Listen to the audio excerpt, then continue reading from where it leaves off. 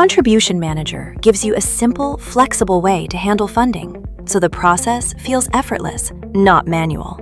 To get started, navigate to Contributions and click Start.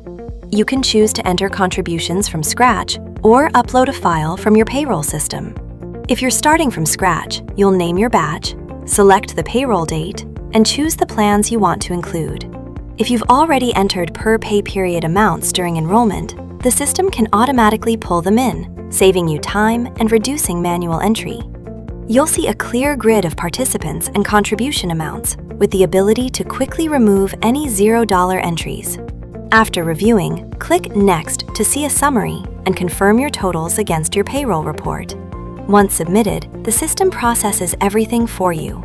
If anything needs attention, it will be clearly flagged so you can make updates right away. If you prefer to upload a file, you can import a simple CSV from your payroll system, review the data, and follow the same streamlined process.